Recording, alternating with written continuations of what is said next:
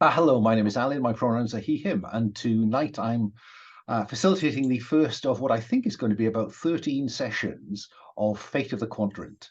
This is my Fate hack, inspired by Modiphius's Star Trek Adventures, which I love, but I find it a little bit mechanically uncomfortable for myself. We are playing as the crew of the USS Montgomery, an experimental Nova-class ship that has been, which has a number of prototypes, which I think we may discover in play, named after the most famous engineering Montgomery in Star Trek history. This game is organized as part of the Open Hearth monthly gaming calendar. If you don't know about Open Hearth, please search Open Hearth Gaming and you will find us. There is a Patreon if you'd like to join that Patreon and support us. And that would give you priority access to the games. But, there are lots of games on, from relatively trad to very indie. Come play, you'll enjoy it. And I think I'm right in saying that in November, the weekend of the 12th, 10th to 12th, off the top of my head, we are running our first Open Hearth open gaming weekend where people can come along and try playing with us because we think our play culture is really good. We like to show it off to people and encourage them to play online. So I think that is all I'm going to say. The spec of this is very simple. Newly commissioned, refitted Nova-class ship being dispatched to do exciting things in the far edge of the Federation. Near the Cardassians is our nearest obvious opposition. But, who knows what we'll end up. So that is the pitch of the game. We are playing with a set of safety tools, and I would just ask the players to check out the safety tab. We're playing with lines and veils. Lines are things that won't crop up in the narrative. Veils are those things which may crop up, but if they do, we will draw a discrete veil across them. They will not appear on screen. And there's also a column there for ask first, if there's something that you're just not entirely certain about. We're also playing with the X card. And that X card, either put it in the chat, players, or show it to me. We've all played together quite a bit, so we know the spec. The X card is there for anything that makes anyone feel uncomfortable, because we can't predict everything with lines and veils.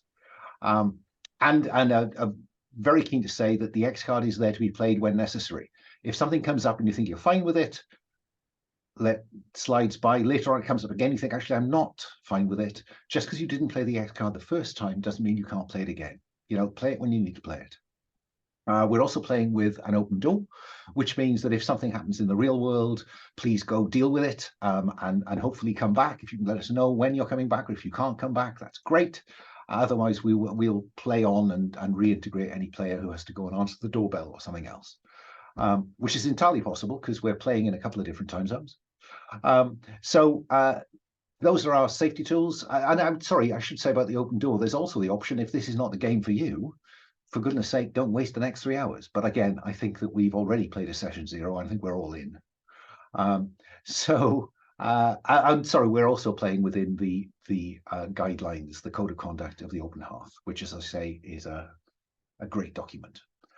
So we are currently playing with lines on sexual violence, harm to a child, racism, misogyny, homophobia, transphobia, dental horror, and torture by the PCs. Just seems not at all Star Trek. We are veiling currently consensual sex and torture by NPCs, because those pesky outsiders, they sometimes do terrible things off screen. We're playing with a veil on graphic gore, because again, it doesn't seem very Star Trek, and a veil. I thought there might be a line on cannibalism, but cannibalism, if it exists, will be veiled. That's the adult end of the Star Trek oeuvre. So that's our setup. As I say, we've had a session 0, so we've got some characters, we've got a ship, and so it's time to introduce the players and their characters. So I will stick with the order on the character keeper. So Will, say hello, tell us about your pronouns, and introduce us to Vassal, and if I'm pronouncing that appropriately. No, Vassal. Humans have been known to refer to him as Sal or V. He's quite taken with that, in fact. Vassal is a Vulcan helm officer with a wandering mind. Vassal grew up out on the fringes of the settled Alpha Quadrant with Vulcan diplomats as parents, and he, through his exposure to the other species of the galaxy, he never went through the rituals and the traditions of the Vulcan homeworld, where they deny themselves all emotion. And he felt that there was more to be. That there was not one truth to the galaxy. Logic was not the only thing that exists, the only mental and spiritual aspect that existed. And so while he still has that sort of Vulcan restraint, he is in fact a Vatosh Kater, what the Vulcans refer to as a without logic, those without logic, which is somewhat of a slur, which in his mind, I think, confirms that the Vulcans are maybe not as logical as they crack themselves up to be. But yeah, his time in Starfleet has taught him to go with his gut. It's only logical, because yeah, I think he's interested in all of the different, traditions and honors. Like the Klingons are obsessed with honor as much as the Vulcans are with logic, the Ferengi with profit. And humanity seems to be a paradox in itself. So that's Vassal. You are muted. That's me being over polite. I was just sitting here quietly. And just so, what role does he fulfill on the Montgomery? As I said at the start, he's the Vulcan helm officer with a wandering mind. Fine. I literally just read my high concept out. You did, and I missed it. So let me next go to Paul. Say hello, tell us about your pronouns, and introduce us to 733T. Hello, I'm Paul. Pronouns he, him, and the character I'm playing tonight is 733T, she, her, who is the chief of operations. She is an ex-human that was captured by the Borg and eventually overthrew the Borg control, freed some Andorians, and then went on the run back to human space.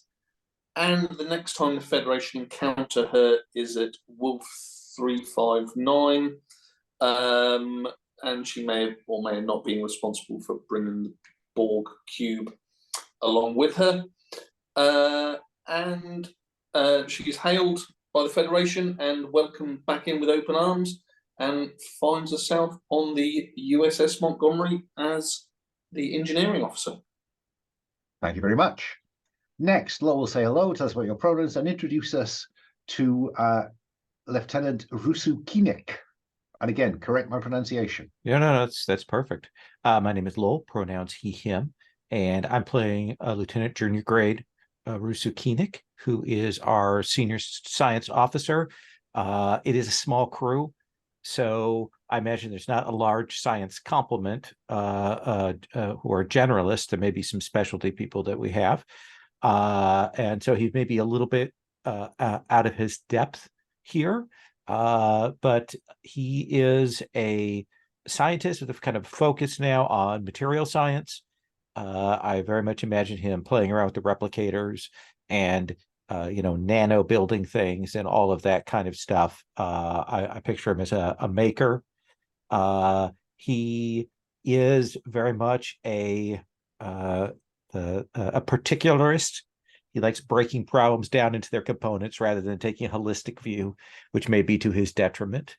He has been in Starfleet on a couple of different ships. He served on a ship that our EMH was previously on, and there were some incidents there that involved using him to help me get some fixes in, and generally he's a little unsure about where he wants to be in the long run, but he's excited to be on a ship with a crew this small.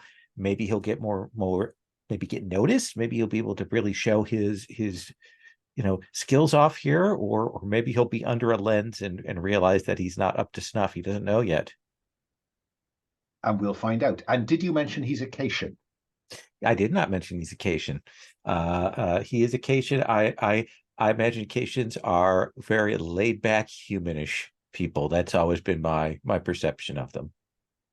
Not at all Xinti in there. No, in fact, they're very much they're not like the Xinti. They're not like the Lyrans. They're very casual. Remarkable how he can make himself comfortable anywhere. Yes.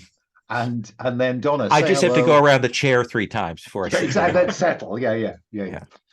And finally, Donna, say hello, tell us about your pronouns, and introduce us to our Chief Medical Officer. Thanks, Alan. My name is Donna. My pronouns are he, him.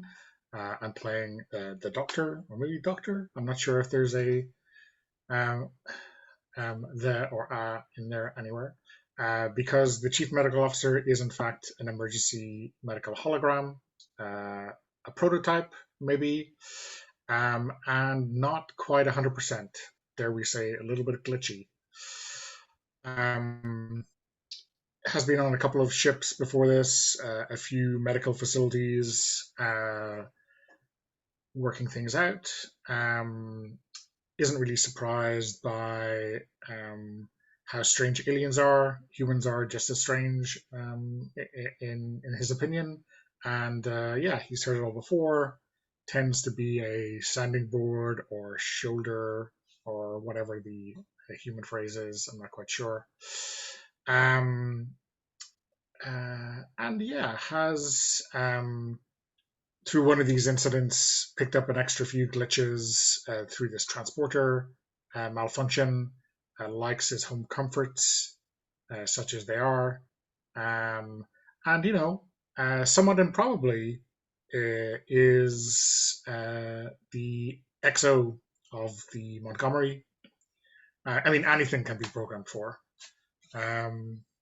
So yeah, it'll be a strange one, but looking forward to it. Yes, just to make clear to our millions of viewers that everyone assumed that the EMH, the Doctor, first came to prominence on the Voyager, whereas in fact both the Intrepid class and the Nova class were equipped with EMH. But in keeping with the Montgomery's experimental and prototype refit, this Doctor has many of the characteristics that it took Voyager at least 2 seasons to work out. And that gives him free reign around the ship. He's not confined to the sickbay. And indeed, I think we may discover that he is also able to work off portable hologram projectors, allowing him to leave the ship. So that is our situation. And yes, he is indeed number 1. It must be said that's a fairly extreme prototype example to have programmed command skills into a hologram. And maybe we'll discover why. The weekends. And bartend at the weekends. The emergency bartending hologram. So this is our cast of main characters. Other characters may crop up, be created and crop up as needs arise. So I think probably in this pilot episode we open with the Montgomery in warp, streaking along, looking brand spanking new. And I think on this occasion I will read our opening. If I can find it, there it is, ship's log. And our captain is a joined Prel, an aging, played by an aging Rutger Hauer, actually, and is a slightly taciturn individual. Captain's log, Stardate 4801.9. We're 2 months out from Mars and the crew are proving satisfactory while ship systems are currently nominal. We will arrive at Farius VIII-B later today, and I hope we'll be on our way again within 24 hours. We're carrying a consignment of equipment to a dilithium mining operation with which the Federation has signed a supply contract. Our cargo is the first installment of Starfleet's payment and will increase production, it's claimed, while improving safety. In return, we'll collect much-needed dilithium for the ships patrolling the Cardassian DMZ. and we'll also be picking up the Federation diplomat who negotiated the agreement. The system sits just outside Federation space, and Farius Prime is under the control of the Orion Syndicate. However, reports suggest they're content to focus on vice and trade. Our destination is the second moon of Farius VIII, a Jovian out on the fringe of the system, far enough for the Orions, from the Orions, that I don't expect any trouble from them. And then I guess we get an introduction to the crew. So let me start with 733T. Where do we first see our chief of operations? It's got to be in engineering. Yeah, warp coil in the background, various Jeffries tubes leading off, sat over that central console with a few junior engineering staff. Yeah, saying, everything within parameters. The captain may ask for more power at any stage. Be prepared, crew. I am quite tight with my engineering team. In fact, I think I have a stunt in that area. So it's a very tight team. I've worked with them. They know exactly how I like it to work out in engineering, and they snap to command just like that. No problem at all. And you say you're quite tight with them. Is that relationship tight because you have a grip on them, or because you are close to them? Because there's two different ways. Many different ways to lead, many paths to profit, as the Ferengi would say. No, it's many hands make light work, so everyone's reasonably unequal down here. Just some are a bit more equal than others. I like that. Yeah, okay. Let's move on to Lieutenant Koenig, our senior science officer. What's the first time we see our science officer? I imagine that we see Koenig. This is a smaller ship, so I imagine that we have several different labs, but it's more like a set of galley kitchen, maybe kind of walkthroughs, and that when you go to a new location, when you're traveling, or when you an area, that as a science officer you pull down from Starfleet, these are the scans we'd like to have and things like that. Like there's probably a roster of things that you complete and sign off, and I'm working through the logs as the opportunity presents themselves to run these quick experiments, gather this data, and send that through the subspace beacons back up. And I'm kind of in my element, moving from station to station, kind of like, how much can I get done in the time that we have here? Yeah, I mean, you are quite well supplied for labs, because we know that the Montgomery is rather more cramped than a typical Nova because of various retrofitted bits and pieces. So it's cramped quarters, but you've got a range of specialist labs, and in truth, in terms of the other 10 or so officers and the other 80 enlisted, probably you have a more than average number of that in science, because at bottom the Nova is equipped to survey and science, so there's quite a lot down there on deck 3. Oh yeah, I imagine a lot of them, but none of them huge, like all kinds of different stations there. Yeah, and sometimes not easy to get from A to B, because it's just the way that the ship has been reconfigured for purpose. And again, I'm interested in the nature of the relationship between you and your team. I imagine that I'm like trying to, be managerial and dole out the pieces of work as efficiently as possible. Trying to dole that out, and then maybe checking to make sure that everybody is cool with it, haven't made a mistake, and trying to get us moving. But I think also, because he is so uncertain, maybe taking the, no pun intended, lion's share for himself, just so that like he knows what he can get done. He's not a great manager yet. He's probably still getting used to delegating. Fine. So spinning quite a few plates then in Yes. terms of just oversight, if not actual hands-on. And that Yeah. would fit with this idea of wanting to break problems down and understand the detail, get into the detail.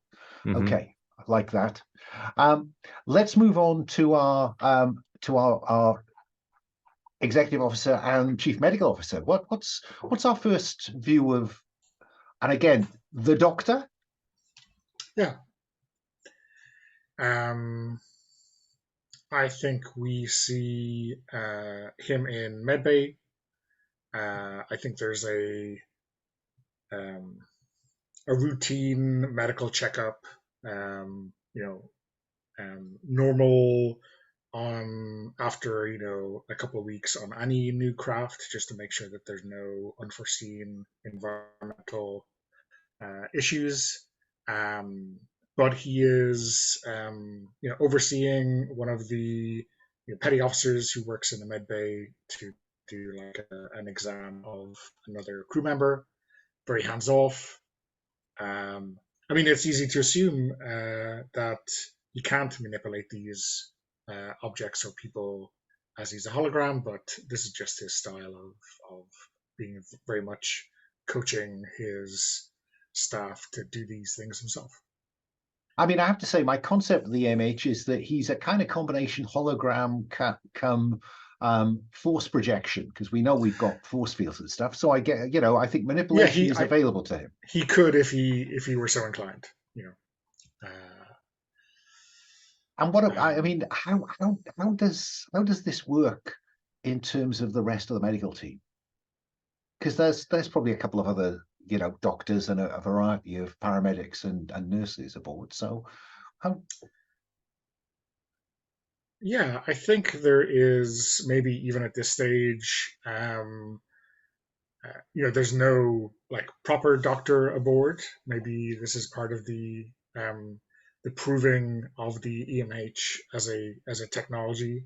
But still, they're a little bit unsure, because what happens if there's a real emergency? Can he really do all the things that a proper doctor would do, and so on? So there's no qualified doctor on board other than you. Yeah, I think in a crew of 90, you wouldn't have on a normal ship anyway, right? Or you'd have at best a gifted paramedic, so. Oh yeah, and the nurse and paramedic staff are inevitably gifted, as we may discover. Right, and the other question I've got for the doctor is, in theory, he moves at the speed of digital communication, but equally, the ship is equipped with, is across all decks and all corridors and all spaces is equipped with projectors, so he can move physically around the ship. What's his preferred mode of moving about the ship? I mean, I think I say, excuse me, and then blink out. I don't think people better get used to that. I'm not going to tiptoe around to let people imagine that I'm human. I'm being very upfront about it. Oh, right. That's interesting. Great. So no, there's no pretense here. You are confident in yourself. Yeah, they better get used to it. Fine. And finally, let's come around to our helm officer. What's our first sight of Vassal, or Sal, as he likes to be known? Not a matter of what I like to be known as. It's a matter of what people like to call me. I express no particular interest in either way. I think the first shot you see of Vassal is, I think it's the panning shot of the ship, as it like flies through space, right? And it comes around and it goes in through the bridge, and Vassal is sat with the, in the con. Yeah, he looks like a Vulcan, but it's just like slight little sort of like look in the eyes that makes him seem less kind of like placid and calm and more something else. And he says to one of the ensigns, he turns at like the other co-pilot, and he turns and says, "Ensign, any signs of the Orions in our sensors yet?" Still in warp at this point. You're an hour or so out from Farius B. You'll be dropping out of warp in the next hour. But my question for Vassal really is how does he get along with other Vulcans? Because there will be at least a handful on board. Yeah. I think that many Vulcans are quite prejudiced towards any Vulcan that doesn't embrace their sort of monolithic culture, you know. Certainly what we see in all of it, that there's I think that it varies depending on the Vulcan, but there's a lot of traditionalists, you know, who view the teachings of logic, and I can only think of Sarek at the moment, but I know that's Spock's dad, isn't it? But there's a similar sort of like Vulcan prophet who taught them the ways of logic. Yeah. But I think that a lot of the Vulcans who end up serving in Starfleet are among the more open-minded Vulcans, you know. So I think that they have some common ground, because I think he doesn't despise logic. You know, he's not rejected logic. He just doesn't view it as the whole truth of the universe, basically. Okay, well, we might discover some interaction with Vulcans. What I was really hoping that you would say when I asked the ensign what the Orion, if the sign of the Orions was no, because then he would just go, well then, I'm afraid to say I'm rather bored. Sorry, I didn't. You set it up, but I just kicked it into touch. I beg your pardon. Where are we all then when the ship drops out of warp at Farius VIII? Well, what about our science officer? Are you still down in science, or are you expected on the bridge on these occasions? I imagine that we've got like a probe suite that will be launching off to handle some science duties while we're in orbit. So I probably, a couple of people have gone down to get that set, and I've gone to the bridge to monitor and get that launched and confirm, and I'm there at that science station. What about Vassal? You're at the helm. I think the captain has the comm. What about the doctor? Where's doctor? Sickbay #1 bridge. How does the doctor handle this? I mean, I guess I'm wondering, can I be in two places at once? But that's a trick for another day, I think. Yeah, I think so. Yeah, I think it's useful to. I'm not sure exactly why they've given me this role of #1, but I suppose I shall have to take it seriously. So yeah, as soon as we come out of warp, I will blink up to the bridge and appear at the captain's elbow. And inevitably, there's a flinch, and the captain said, well, #1, if you're going to do that, do it over there and walk into my line of sight, would you? Because frankly, that is disturbing. I understand. It's we've had the conversation, Doctor. Please, it's difficult when you do that. 733T, where are you when we're dropping out of warp? I think literally as it comes out of warp, the turbo lift opens, and I step onto the bridge to the operations sub-console up there. Fine. And drop out of warp. I think I did put a kind of picture of this bluish gas giant on the ship's log tab, with Farius VIII-B, the moon, orbiting in front of it.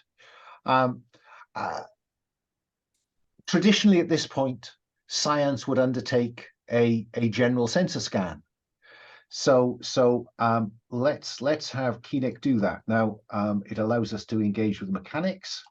Okay. So what we need to do is there's action stations down there, and I think it is conduct a sensor sweep. when a local space or subspace conditions are not ideal, or you want to find out if there are potential threats, blah, blah, blah, use sensors to overcome 2. Okay. So sensors on the Montgomery are 3. Okay. So I will roll with sensors. I will subtract the second die from the first die. Fine.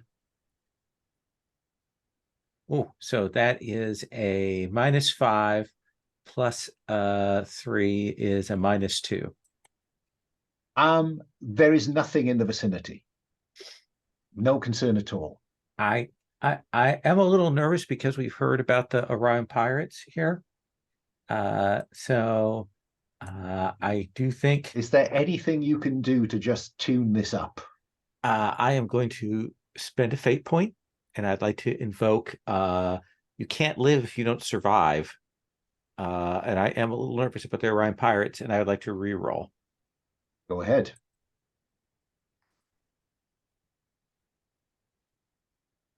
That's a little bit better. It's a 1. 1. There is nothing apart from a beacon from the mining facility on the surface of 8B, Farius 8B. It's a rock ball. Gravity is low. The mining facility is a set of domes. And the captain turns to the doctor and says, tell them we're here, Doctor. Number 1. Yes, sir. I will open communications now. And How do you announce yourself? What's the patter? I mean, my instinct is just to connect directly to the communication array and to speak there. But I think based on the captain's reaction to me appearing at his elbow, I think I will go over to the communications module at the bridge proper and do this the old-fashioned way. I'll poke a few buttons and do it that way instead. And as soon as you do, up pops a Bolian, a female Bolian, who says something like, I'm Deputy Manager Saras, and thank goodness you've arrived, Montgomery. One of the domes has breached. Very well. Is it evacuated, or do you need immediate aid with that process? No. Manager Ra is trapped in there with about 20 workers and the Federation negotiator. He was taking on her final tour before she left with you. Very well. Their sheltering in place is my hope.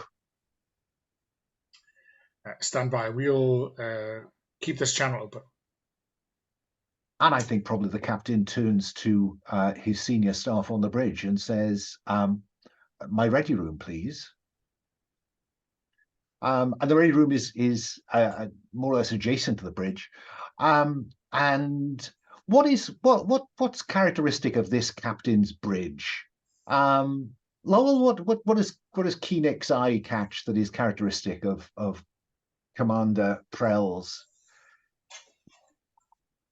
I imagine that do you mean the ready room or do you mean the bridge the itself? Ready room. The ready room. I imagine that there are like some artifacts of a long career that he's put in here, and they are just so like maybe he's a little obsessive about where they are in particular, and when he comes in, kind of like checks and focuses in on them, as much as anything. He has been in this body for a long time, and he's become a little fussy. And as he sits behind the desk and invites you to take seats around the ready room, he squares up things on his desk, and looks at 733T and says, advice ops? Can I suggest that we pull closer to the dome and project the force field to seal the dome? I like that. Vassal, do you envisage any issues getting in close? The gravitation of Farius VIII is noticeable. I believe it to be a interesting challenge, sir. Nothing that the Montgomery won't be able to handle. Yes, I'm less worried about the ship than you, Lieutenant. Is it something you can handle? Of course. Good. Doctor, it seems to me that they may be in need of medical help. Do you have any advice, suggestions? Well, I would think we ought to beam down a team of medical professionals, maybe with some engineering staff, before we are maneuvering with the force field. We have no idea what the medical situation is like down there right now. And I think if we can get close, we can, well, beam them aboard. Once we directly identify their location. Science, Koenig, any contribution? Yes. The domes are made of dentronium. What I like to do is scramble a small team from science and engineering down to the shuttle bay to start doing the replication on those materials so we have them ready for emergency patchwork. Very well, gentlemen. And 733T. Off you go. It seems to me, Doctor, you will lead the away team. 733T, I leave it to you to judge whether you accompany Lieutenant Koenig, or indeed, Koenig, whether you choose to send a team without or accompany it. I would very much like to. Oh, I'm sorry, Captain. Which is to say, I would very much like to go with the away team to see what's going on with the materials on the ground. You're my senior science officer. I expect your opinion, Koenig. Is it your opinion that you should go? Yes, sir. Very well, you go. 733T, sort out your team. Any other questions, gentlemen and lady? Captain, your orders are clear. Very good. Vassal, begin to maneuver. Doctor, your team will be ready shortly. They will. I mean, they're already ready. As am I. Good. Now I'm curious whether the Doctor then blinks down to the transporter room, or whether he leaves with any member of the senior staff, and if so, who? I mean, I think I am of a mind to like walk and talk with science or engineering to maybe do some hypothesizing about the technical approach that they might be taking. I do have a stunt speculating on a solution. You do. You do. So that sounds like if Koenig is off to get the materials replicated, and 733T is suggesting a patchwork, some modifying your deflector in order to project a force field or to extend a deflector in effect over this area. Which one of them do you think are you, because they're going in different directions, I guess. So which one do you think you're interested in having this conversation with? Well, the stunt says using the relevant PsyMed, so is the force field more of an engineering solution? I think the force field is a temporary solution if 733T can get it to work. So maybe it's more on the replication side for repairing. If you can think of anything else that we need to have the team replicate while we're down on planet. I mean, the deuteronium is obvious, but is there anything else you can think of that we might want to get some nega bondage material just in case there's something going on with the gravimetrics there? Well, there is a a proprietary tool that they use on Farius VII, whereby extractions of material are supported temporarily for the operation. So perhaps something like that could stave off the immediate collapse of the rest of the dome and support our intermeasures. I'll get some materials together and pull up the schematics on those. I think at that point we cut back to the bridge where Vassal, the captain, says, "Lay in the course then, Helm." And there is a move at your console called "Lay in a course," Vassal. When you have to plot a course under challenging circumstances, use computers to overcome a difficulty of 2 + 2 per situation. I think the time is of the essence here to maneuver to a place where 733T's temporary solution could work. So I think difficulty is 4, and computers are 3. Ship's computers are 3. Ship's computers are 3. So my con exceeds the ship's computers. It does, and that will give you a bonus on success. Just bring up the dice room. Because you can make this baby dance. I can make it dance. The Klingon waltz, indeed. So you just roll 2 die here, don't you? And I'll add my con to it as well, right? Sorry, No, so you right. So the basic skill here is the ship skills with computers. I see. Yeah. So 3, then the red dice is plus, the yellow dice is minus. And Right. then if you succeed, you'll get a bonus because you are good at Helm. Okay. Oh, I look at that. succeed. +2 on the dice. Exactly. So +2, and you get an additional shift of effect, which is gets you to +3, which in fate terms is success with style. So not only do you put this in place, but you say what you do next and get a boost doing it, or you can hang on to the boost and somebody else could make use of it. Yeah. I think I'll hold on to that boost. I think that the captain behind Vassal, as he brings it around, and there's a slight strain on the engines.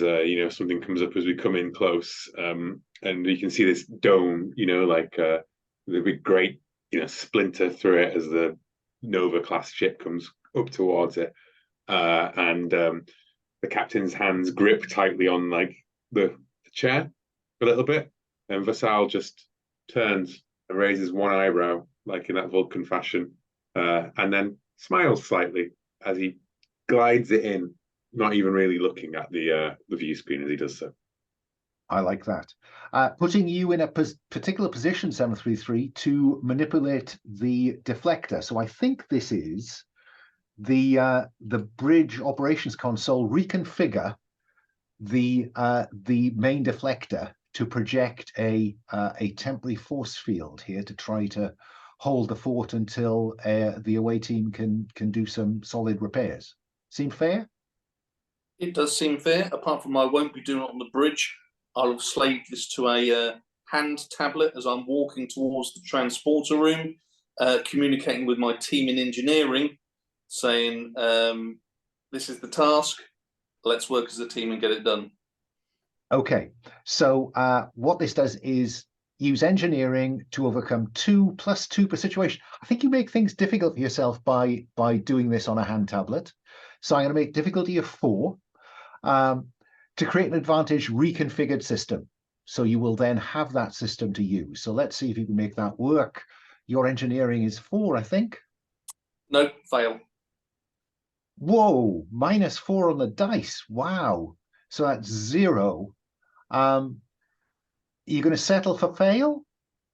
Or do you want to do anything about that? Spend a fate point and re-roll under the tech will overcome any problem. You just have to focus. And it can't be worse than that. Very quick. so that I get the fate mechanics back in my head. The boost adds an extra +1 to the roll. Gives 2 if you +2. hand it over. Yeah, I mean, If you're yeah, completely. Yeah. fine. I think you're still struggling though, aren't you? With 0 versus 4. We go for the reroll. Yeah. I've angled the ship in the perfect way that you can see that deflector dish, like aligning as a sort of. I think the viewpoint of the camera is from the deflector dish as the dome's crack comes into position. So what's that looking like? That's +2 on the roll. Plus engineering is 4. 6 versus the 4 difficulty is 2. You've got the boost to play with, the perfect positioning by Vassal, so that's 4. Success with style. So you have created the advantage, modified deflector with... How about bought us more time? I go with that. Go with that with 2 free invokes. Yeah, make a note of that because I'll forget. Meanwhile... We do our usual put in aspects in the chat. Yeah, by all means, type them in the chat.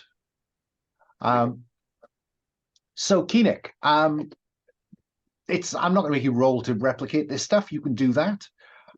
Is the idea here to beam stuff down, or are you going to take it in a shuttle? Is that? We'll probably beam stuff down, but essentially, I'm setting the team to do that. Like setting them all to doing the replication, getting the materials together, and then I'm gonna turn to the doctor and say, well, let's get to the transporter and head down, and we'll call down the materials once we are on site. And I think from that transporter incident that we established last time, you have to send down a medical center which has those holographic elements in it, and I will flicker in like a moment after that beams down, right? There's a cargo transporter which has got that ready to go. So I guess I need to know now who is going to be on the landing party. 733T and Vassal seem to have their hands full.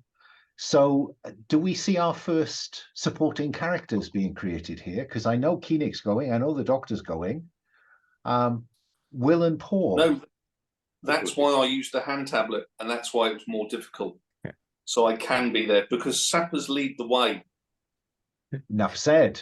Enough said. What about Vassal?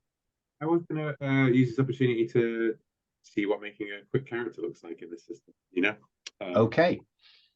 So what nature of specialism are you sending down? That would be a good place to start. Yeah, it would be, wouldn't it? Why who do you think is more needed here? A medical or more engineering? What would it make sense to do so? I think it would be I think it would be a security officer, because you don't have one with you. And it could be anything. Anything could be down there, right? It's dangerous. You need security with you on the thing. So how about Andorian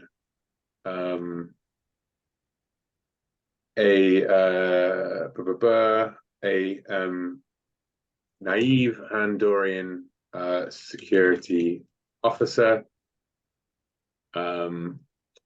That's the high concept. Yeah. Other aspect. What would that be? I just choose any. No, you that other aspect you can define in play. All you have to do at this point, because like any member of the supporting cast, they will turn out to be good at the things they need to be good at in the moment. So a naive Andorian security officer, their security defaults to 4, and you will get 2 2s and a 1, and again you can allocate those in play. The only other thing I require is a choice of species stunt. Species. I've just done hidden species. There's proud and honorable, personal integrity, or there's Ushan, honor dueling, or one of the general ones. What do you think? Sorry? Species tab. Yeah, there we go. I will go with the Ushan, experienced in the tradition of hand-to-hand honor dueling known as the Ushan. Okay. And that's you pretty much done. Yeah. Because I think everything else defaults. Yeah, and I will be If, Oh, okay. I was going to say you could be Tavalic now, actually having moved into security. Oh, yeah, yeah, I'd like that actually. Yeah, I'd like that a lot. I'll be honest with you. The reason I'd accidentally Googled Kintsugi was I was trying to bring up the Kintsugi character keeper to get the thing. So yeah, I would love to be Tavalic. So I think that means that I change his command to and insights to a 2 in Psymed, a 2 I mean, in don't feel bound by those values, because no, but they're good steers. You know what I mean? Like okay, all that. Yeah. Did he? I don't think he struck me as someone who was particularly good at understanding people or particularly good at commanding. So I think his extra his 1 is in con and the other 2s are in. Okay, there we go. And he has 3 stress, and everything else runs as it is. You can choose a specialism stunt in play, the same way you can choose another aspect in play. But I think we'll take a break in a moment. But I think before that, you've kept channel open to what's her name, deputy manager Saras, and she says, just a moment, the negotiators, Princess Teren's husband just wants to talk to you. And I can't get him to come across. Never mind. We'll do that afterwards. What do you do, Vassal, when your father appears on the view screen?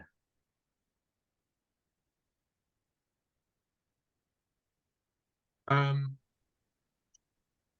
think that for the very first time, in most people's experience, they see a Vulcan look shocked. Okay. Let's take that break now. I'm going to suggest we pause now and we get back together at 5 past the hour. Is that long enough? Okay, we'll pick up from there. I'll pause the recording. Okay, so I think there's that first look at the Montgomery's transporter room. There are a couple of personal transporters and a cargo transporter. We know that the science team are actively moving the necessary patches to the cargo transporter. And we know that the doctor's kind of mobile sickbay is being beamed down as his temporary home. Is the objective there, Doctor, to beam that down inside the damaged dome, inside another one of the domes, or in fact outside? I have to offer the options. I think inside the dome, the damaged dome, is probably what we're aiming for, as close as possible to the patients. Obviously, there may be some risk in terms of the dome interfering with the signal and all that kind of stuff, but needs must. Needs must when the devil drives. 733T, I am just curious. How do people address you? You know, Lieutenant 733T is a bit of a mouthful, or is that the expectation? I think that is the expectation. Yeah, that's my title. Fine. We might discover who your friends call you later on. So, Vassal, we had that shocking moment as your father appeared on the screen, and it is your mother who is inside that dome. I've added both of them to the NPC tab. Your father, Degen, and your mother, the Princess Teren. You really did blot the family copybook, but we'll see where that goes later on. For now, let's cut to transporting down. Suits or not suits? I mean, clearly the doctor is a law unto himself, but... Oh, you want suits? I just thought not suits because we've done the deflector shield thing. Yeah, Why- just if why- I just I want to mean- know if anything were to go wrong. If I'm going to wear a suit. I'm Enoch? recommending everyone wears a suit, and in fact, my hologram will look like a suit so that no one inside thinks that it's safe because they can see me. Okay. One other question. If you go down to the equipment section, each of you will have a communicator. And I think given the nature of this rescue mission, type 1 phasers are appropriate. And I'm guessing that science and engineering and medical have tricorders. Yeah. How many spare power cells can we carry? If they go in a phaser, they've got to be pretty small. Yeah, and I think that you can spend a fate point for every one. Okay. Nice. So either now or later, up to you. I would leave it till later. So you beam down, and this is a mine head underneath a dome, and I guess that we'll see through a crack in the top of the dome the Montgomery kind of looking down with the modified shield providing sufficient support for the temporary. And there is a shelter because as well as the minehead itself, there is an emergency shelter. And that presumably, and I think there's probably a kind of port in in the side of this where you will see, somebody looking out. Doctor, I think I begin with you. What's the plan? Number one. So the plan is to assess whether anyone needs immediate medical attention, evacuate anyone with those requirements that can be met, that need be met up in the ship.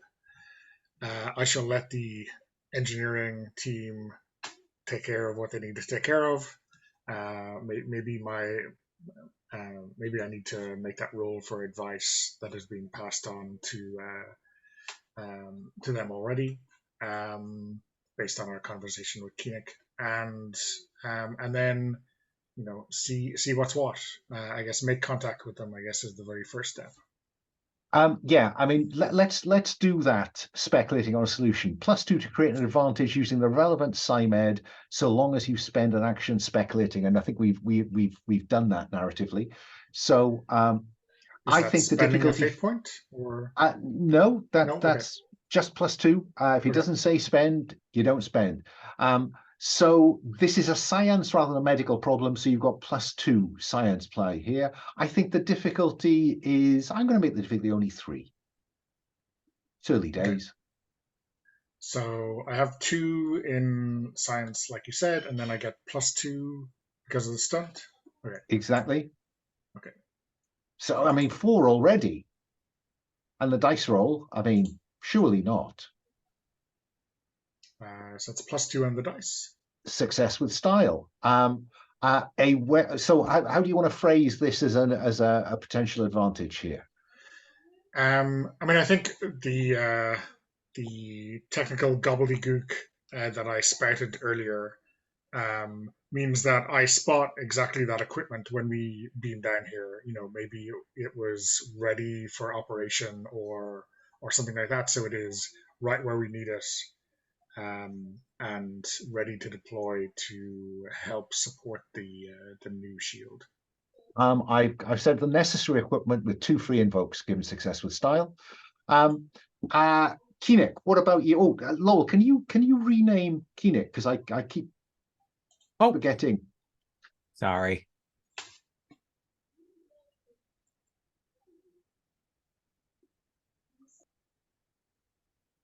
And then what I'm interested in what Koenig does before engineering gets all the credit. Essentially, I'm trying to get as close as we can to the fissure the engineers and the people, they'll be able to kind of tell. I want to see if I can determine what happened here. Why would this have cracked? Because if it's going to recur, that's going to change our calculations. For this implementation of Fate, which is neither core, condensed, nor accelerated, I've invented another action called Ask. So if you have a look at the taking action, ask to answer questions or discover things within the scene and beyond. So I think that this is SciMed, because this is a kind of analytical problem. And I think difficulty is 4, because, and you'd be able to invoke the tricorder for, if you wanted to later on. But I think difficulty is 4, SciMed is the skill, roll the dice. Okay. So that is a 2 plus 4 is 6 versus 6. my 4. Yeah. Success by 2. Is that enough? I will stick with that. I've already spent 1 fate point. I am losing money not spending it, but I understand. Okay. You get an answer and answers to follow-up questions reflecting effect. So the simple answer to your question is that somebody weakened it. This is not an accident. That's your core answer. And you can have 2 more questions or follow-up observations. Is this a short term, somebody put something on here and that's weakened, or is it long term, it was weakened over time?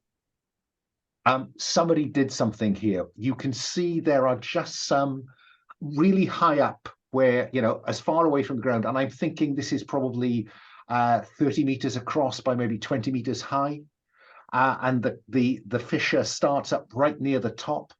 And I think that probably you can just see maybe some scorch marks up there. It looks to you like this was a natural weakness exploited by an explosion. That's your second one. 1 more to come.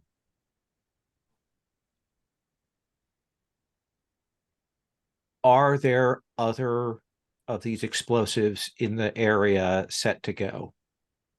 No, there are not. Okay. Then I will. And 733T, what are we referring to you as? How are we addressing you? 733T. Okay.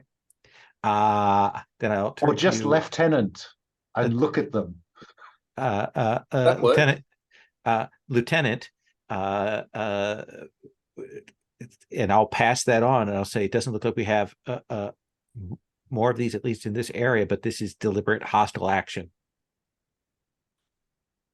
Excellently observed. Can I suggest we deploy security to secure the scene? Pavilic.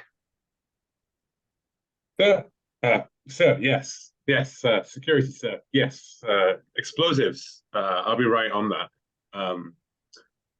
No problem, sir. And he eagerly starts to move away before he circles back and says, can I just see on your tricorder, Lieutenant Koenig?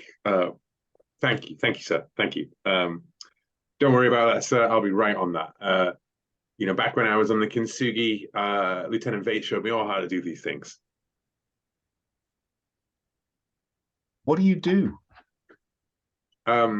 So the issue is that there are mining explosives rigged around, right?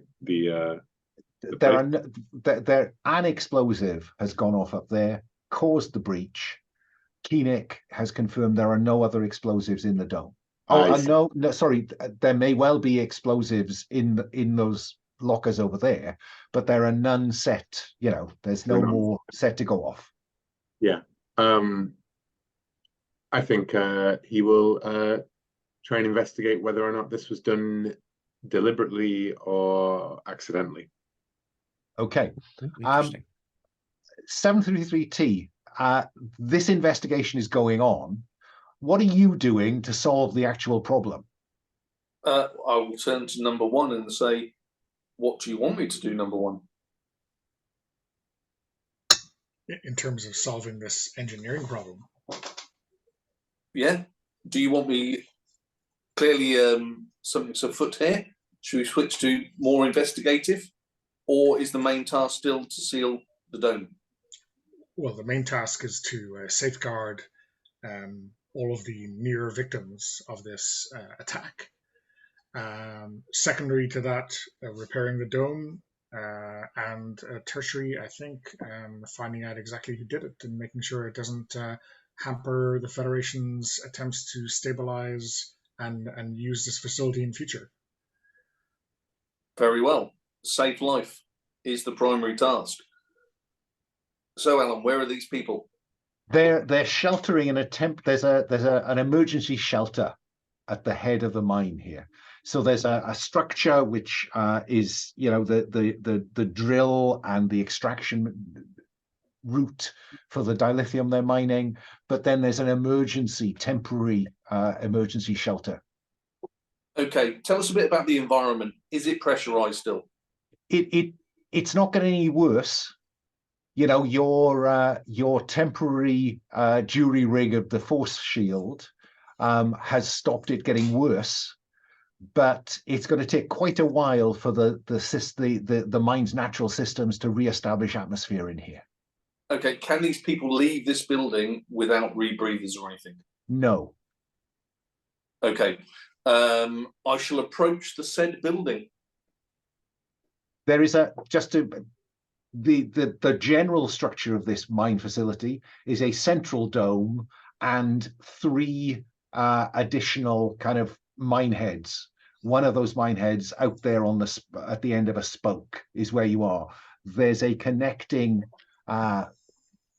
passage that runs to the central kind of habitation and control. Where these people are? You are out at the edge in one of the mine heads. Yeah, where are the people we got to rescue? Give me a distance. Over there, 10 yards away. I shall walk to there. And what's your objective here? Contact these people and speak to them. Well, I mean, I'm sure there's some way to communicate through using your suit. And manager, I gave him a name. Why can't we beam them up? Do you want to? Yeah, I mean, Adra? Nothing wrong with that in principle. Adra was the name you gave him. Thank you. Yeah, I mean, technically speaking, I guess it's a matter of locating them specifically without, you know, a communicator or something like that, and they're in close proximity, so maybe that's a challenge. I don't know if the force field is a challenge. All of these things would be factors. Yeah. But yeah, because transporters are a wonderful thing, but they're too easy as a get out. I always think that the way they tend to do it in Star Trek is it's with you know, forward to beam up kind of thing, and I always imagine it as being like they can lock onto your Federation badge, you know, your comms badge, etc. And when they say forward to beam up or whatever, they'll take the 4 people next to you, kind of thing. You know what I mean? But if they don't have that, then they don't have like an easy ability to track you down without kind of like proximity or effort or kind of thing. You know. There is a bridge console action for establish a transporter lock, which is more or less difficult depending on circumstances. And then the only fly in the ointment is everyone well enough to be transported? I think the trick is, how do you know until you get in there and have a look, Doc? Yeah. But almost certainly when 733T, you know, looks through the port and communicates through, there's certainly some people on the ground who just got into the shelter when the atmosphere blew. Yeah, so let's strike up some dialogue with somebody on the inside. This is USS Montgomery. Please give us a situational update. How many of you are there, and can this door be opened? There are 22 of us, and I want you to get us out of here. We were told that the Federation would support us. and I demand that support now. You can demand many things. It's not going to happen instantly unless you extract yourself from that bunker so we can beam you up. We have insufficient rebreathers here to leave this shelter. Has the shelter What got do an you- airlock? Say it again. Does the shelter have an airlock? It does. How many rebreathers do you have? We have 3. Very well. 3 people don rebreathers, leave the shelter. We will begin to beam you up 3 at a time. What about the pressure differential? That's what an airlock's for. You misunderstand me. There's an airlock into the space that you are standing in, and 20 paces away is the airlock to the main facility. Yeah, I am clearly misunderstanding the situation. Okay, so dome. Yeah, I'm inside the dome. you're inside the dome. There's a mine head in there and a shelter. Yeah. This dome is connected to the main dome by an airlock. There is also an airlock from the shelter into the dome at large. But until you can pressurize the dome that you're in, if they leave that space, they're going to be in difficulties. I think it's to say that it's not an airlock, it's just a sealed door. Like it's not an airlock is like an interchange, right? Where you Oh, I see. Okay, yeah, fair enough. Yeah, Yeah. my mistake. Yeah. Yeah. There's a way in and out. So the answer to your question, Paul, is does the shelter have an airlock? Is really no, it doesn't have an airlock. Okay, Not so that it they goes anywhere can't useful. leave it because there is no atmosphere. Yeah, that's your challenge. There's no atmosphere out here, and that's why we're wearing suits. Keenick. Lieutenant, I could rig up, with your help, with the materials we have here, a temporary airlock, and then one of us can go in and establish a transporter lock from inside. I think that is a fine idea. Science and engineering work together. We should be able to overcome any problem. Cut back to the bridge. Where whoever is currently sitting at the sensor station says, Captain, we have an incoming warp signature. And out of warp drops, you'll find them in a tab called Pakled Clumpship. The main body is a venerable Klingon D5 battlecruiser modified for cargo, but it clearly has a number of additional structures built on and around it. The Pakleds are known for modifying technology. So I think it may be time to find out who is on the bridge, because we know that Vassal is there and the captain is there, but maybe we need some more supporting cast. Who wants which station?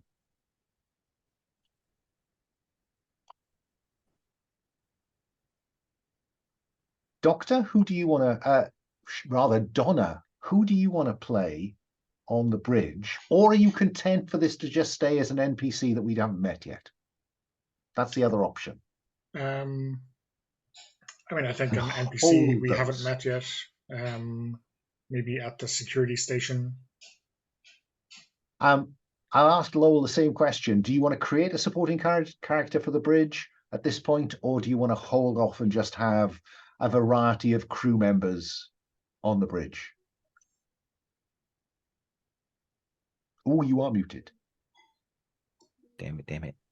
I like the idea that there's a person who just runs communications and sensors, the most basic sweep, and they're up there on the bridge.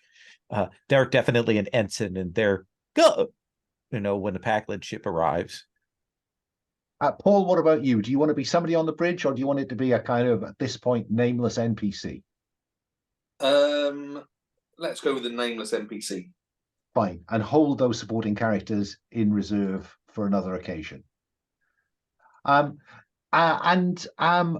screen comes the captain of the Pakled ship, who announces instilted, because their linguistic skills are not great, the Pakled. We come for our dilithium. We have paid for and cannot delay. We have obligations. Let's cut back down to the ground where a signal comes through, they comms down to say, we have a Pakled ship here claiming they've come to collect some dilithium. What's your status? Number one? Well, we have established contact with the survivors and are jury-rigging a way out of the shelter for them. This may take some time. Okay. I think 733T, this comes down to you. Do you want to do it, quick and dirty, or a carefully constructed route? Turning to our science officer, I would say I believe time is of the essence.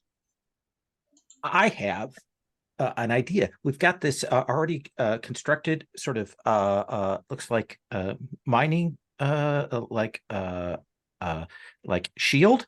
If we can put that on there, I can I'll have to take my tricorder apart, but I can use that and rig that up to serve as a makeshift force field based airlock. Let's get on it. That Okay. sounds like the perfect solution. Rocks into replicators. Go on, tell us about rocks into replicators. Once per session, you can destroy any single piece of personal equipment, like a tricorder or phaser, to create another piece of equipment or vice versa. You can also apply to repurposing low-tech equipment to fulfill a function normally requiring high-tech materials.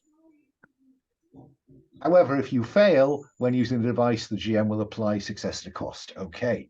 So, quick or careful, Keenek? It does feel like time is of the essence, so I think I do have to be quick about this. Okay. Now, rocks into replicators relates to kind of practical engineering. So engineering is the skill at hand here. Okay. So, but I'm hoping that the lieutenant will assist me. oh, what do you do, 733? I've already shortened it. Sorry. Well, there is an assist rule. There is. Or is it better that we can we flip it over? There's two ways to come at this, I think, mechanically. You could create an advantage using engineering that Keenek could exploit. Oh, okay. And you could assist. Everyone likes an and rather than an or statement. So create an advantage with engineering. It is pretty, you don't have rocks up into replicators, so this does seem like a pretty kind of dodgy way to do this. So difficulty is 4. Ooh. That's -4. So let's spend a fate point to re-roll, and I'm going to use tech will overcome any problem because we are using tech. So let's re-roll them again. See what we get. That's better. That's a lot better. So that's +2 plus my engineering. That's +6. So against the -4, +2. +2. You have an advantage. Give it a name and put it in the chat, Paul. And then Keenek, you have the necessary equipment is already in play, Keenek. Mm-hmm. And Lieutenant 7 is about to put something else in there. So let's have you turn rocks into replicators. Okay. Now, in terms of difficulty, I think the time constraint here makes difficulty 6. Okay. Yeah. To get this done quickly. Absolutely. I will be getting ready to burn some points and aspects here in a second. So let's You roll. can always burn one of those. We've got more time. While it seems like a quick rush job, we've actually got more time. than you think, because we have that one from the modified force field that's holding the thing together right now. So let's start with this. I'm at a 1 between my engineering and my roll. Let's spend that. We have more time to take that up to a 3. I'll spend the assist aspect from 733T. That'll take us to a 5. And then do I also get the assist bonus? You've also got the necessary equipment. Okay, but you then can I'll get +1 from me just assisting, can't he? Which will take him to +6. Okay, so 6 and the necessary equipment then. So 8 versus 6, success by 2. Remarkable. So what does this look like? What do we see going on between 7 and you, Koenig? I imagine there is like a frame, like a doorway frame that they would use to like connect up things. And we've brought that over and we kind of phaser welded it onto there. And then I've got the tricorder on there, and I'm tuning it and having 733T, relay to me what, up, down, left, right, whatever on the thing. Is that okay? Fine. And you have rigged a temporary force field. Tavilik, whoever's occupying the tactical station right now, contacts you and says, Ensign, have you seen anyone beam down from the Pakleds ship? We've just monitored someone or something beaming down. And I think he's like, scanning the lockers with his tricorder as he does it, and like frowning at the gas in the thing, trying to like work out whether or not this could have happened by accident or not. And he's interrupted. And his hand, he fumbles with his tricorder, and as his hand dashes towards his phaser, and he's like, "Someone's beamed down. Can you get a lock on them?" We think there's another minehead or another dome, kind of anti-clockwise from your current position. We think that they've beamed down near there or in there. We're not certain. Their orbit is further out than ours. They shouldn't be able to beam down, but they have. Well, you know what the Pakleds are like. They probably scrounged something off. God knows. Indeed. God.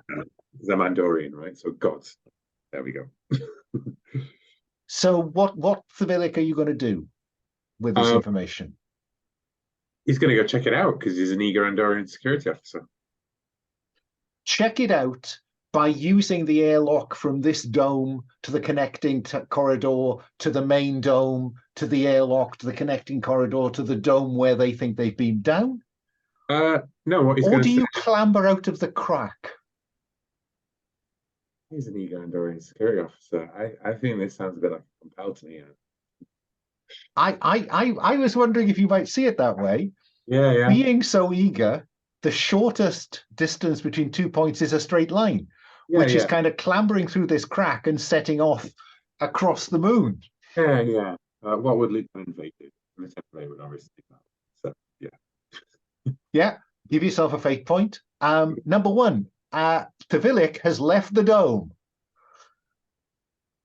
Well, I assume that Ensign Tavilik has apprised me of his intentions and isn't just going AWOL. No, he says, number 1, we've there's a Pakled transport signal in the dome. I'm going to go check it out, make sure that there's nothing interrupts the mission.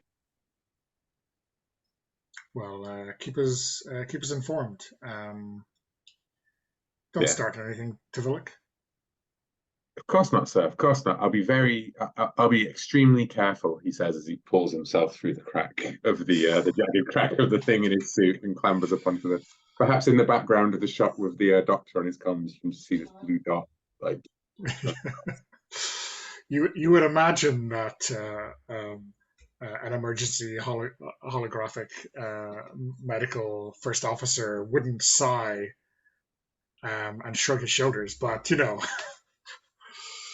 Well, I mean, he has heard everything, So, You know, surprised, not surprised, not surprised. so Koenig and 733T, you have created this temporary force field. Who's going where? I look at 733T. Lieutenant? No problem. I'm on the task. I will keep you informed at all stages, and I will attempt to beam the 23 out from inside. To the cargo transporter, or in batches? Is there any difference? The cargo transporter is built for cargo, so it's quick and dirty rather than, Well, we're transporting human life, so we'll take it to main transporters unless we come under attack. Fine. So you begin to filter them out, and I think probably the director of the mine facility insists on being first, so I can greet my team at the other end, while Princess Terren insists that everyone else goes first, because it's logical. I'm not going to argue with the logic, but I think it's wrong that the mine guy goes first. Number one, do you agree? Well, I think he's in charge and responsible for all of the personnel. So I think we should prioritize via medical status. And obviously he is not short of breath, all the talking he's doing. So let's put him at the end of the queue. I mean, can the EMC just appear inside now? Because I'm inside. I think the EMH can certainly appear inside if that's what the doctor wants to do. Yeah, I clamber in, maybe, I don't want to shock people. Okay, do it the hard way. So that's the doctor and ops inside. Science is outside on their own. Thevilic has left the dome. Koenig, there's lots of stuff going on, and you've done your job. What's Koenig about now? I think what I am going to do is I will stay here to make sure that we don't need the thing anymore, right? No, if you want to dismantle in it that again, case, I contact Thevilic and I say, Ensign Thevilic, do you need backup? Oh, I've got this, no problem. Okay, I'll remain here on site. I'm going to take my phaser out and stay here and watch for trouble. Sure thing, sir. Sure. Kink. and then I think we have to not see Thevilic making his way across this low G environment. At 733T, how are you going to stop this guy? What is this physical intervention, or do you charm him, or do you simply put him in his place? I think I'll put him in his place, saying it's Federation policy that the sick and injured are evacuated first. Clearly, you're going to a starship, a Federation starship, so your control of the situation is negated. Sick and injured go first. And I think that puts him in his place, and he'll back off until the sick and injured are beamed up. And Doctor, of the 20, you reckon that half of them suffered some injury during this accident, inverted commas, and you triage them effectively, and they begin to beam up in batches. Thevilic, you can see a group of Pakleds in suits, probably more clumsy, primitive suits than yours, and they seem to be spaced, as you can see, kind of around the dome. They seem to be placing some devices around that other dome. Yeah, I mean, Thvilic's obviously going to try and sneak up and get a closer look at what's going on. Okay, there's some sneaking going on. Okay, yeah. So best use of cover. Yeah, I think it's moving forward, beyond the jagged rocks of this the surface of this planetoid, and yeah, dust covering his Starfleet issue suit, and Every time he lands, a little puff of dust. yeah, and he turns his comms off, obviously, because he doesn't want a signal to give him away. So yeah, I think that's security, right? I think it is. I think it Yeah. is. And I think they're preoccupied, so difficulty is just 3. Okay. Just because I've got the fate points, I'm going to, I think, spend one on Well, remember, you don't have to spend a fate point till you know what the dice tell you. Oh, okay. Yeah. Okay. So I did do his other aspect just because it helps me pin down the character rather than like going on the thing. And it's I've read about this sort of thing. Of course he has. Yeah, because I think that Tvelic is mostly enthusiasm and book learning rather than actual experience in security. Well, that's a 1 and a 4, but I have a 4 in security, so that's +1. So I will invoke. There you go. And then that'll take me to a match, I think, right? A 3. That does. That's a Yeah. tie. And a tie on this is fail, or the GM may offer you success at a minor narrative cost. Well, is it an overcome or a ask? As in, like, oh, that's true. Yeah. You get an honest. answer. Yeah, you get an answer, but at a minor. And I think the minor narrative cost is that they see you. Yeah, I mean, that's way more interesting, so I'm going to go for that. 100%. Yeah, fine.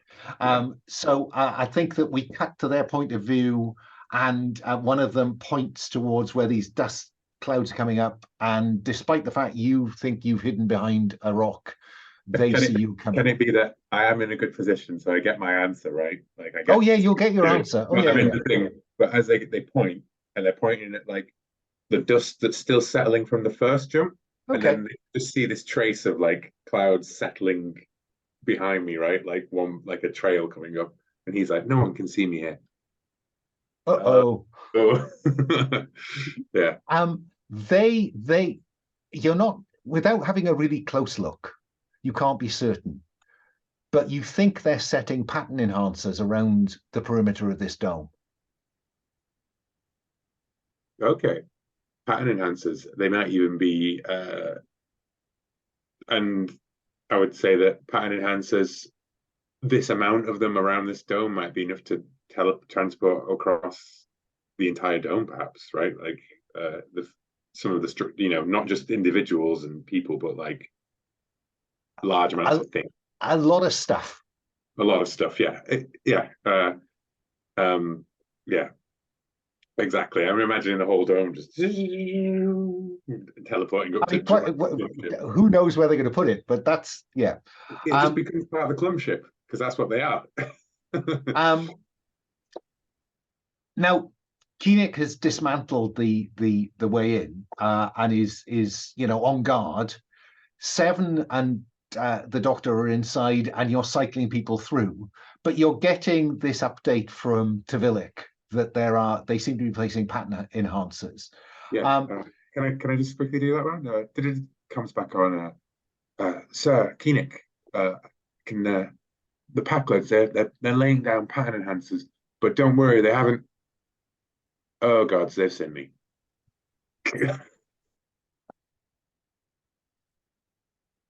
Oh, bless. Okay. So that's come through.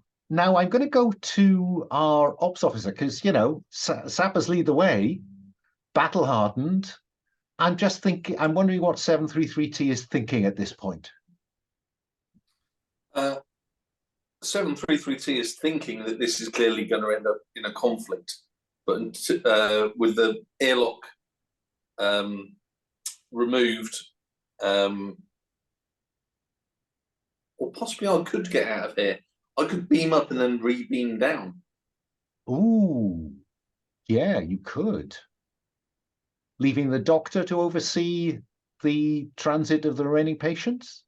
Well, I will clearly run this through, number one. I mean, my skills could be needed. I like the way you say run it through instead of by, because I am holographic after all. That sounds fine, 733T. Why don't you let the captain know exactly what Tvilic has told us about? Because, you know, it sounds a little bit like theft or piracy or irregular commerce to me. Maybe it's none of our course, business, number but one. I suspect it is. Of course. And then I think I'll contact transport control and say instead of 6 refugees to beam up, make that 5 and me, and get on it quickly.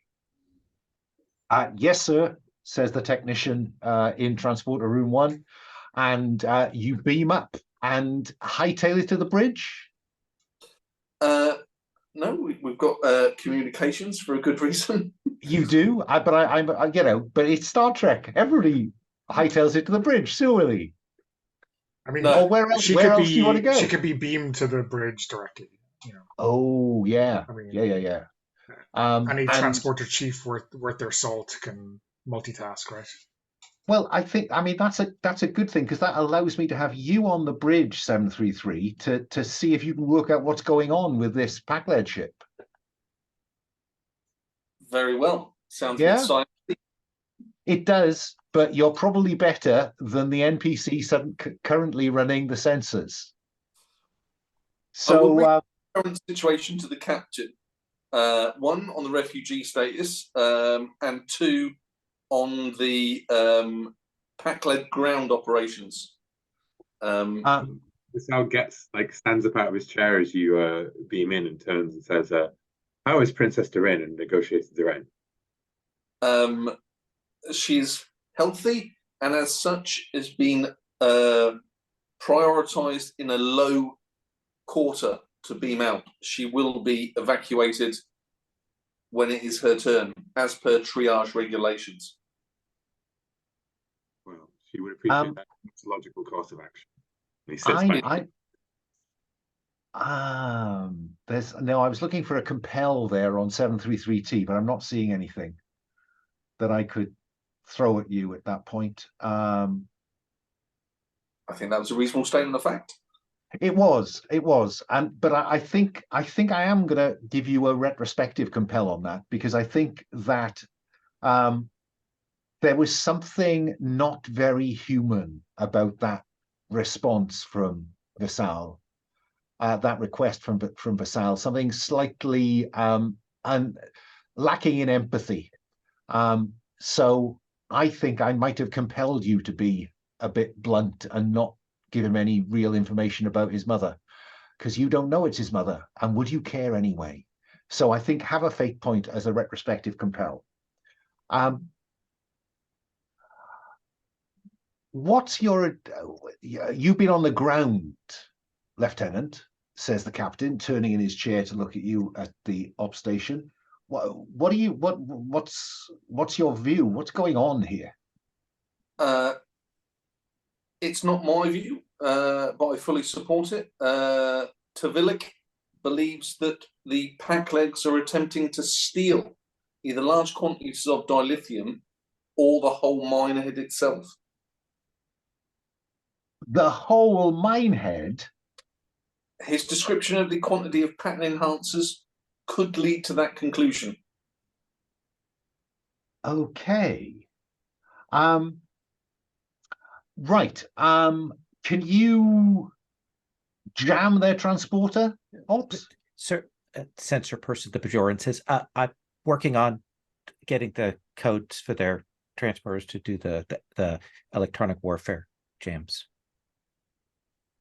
Thank you, Ensign. Ops, because you do have a console function called comms and transporters. When there's an obstacle to using subspace or other communications or obtaining a transporter lock, or when you want to restrict a target's ability to do the same, use comms to overcome 2+2 per situation aspect the GM says is relevant, plus target comms. Do you want to give that a go, Ops? I will. Can you explain the Are we yellow alert, red alert? I think you've certainly gone to yellow alert. I beg your pardon. There we go. Yellow alert is now live. Yellow alert. Excellent. Well, yeah, because we've got to keep shields down to transport.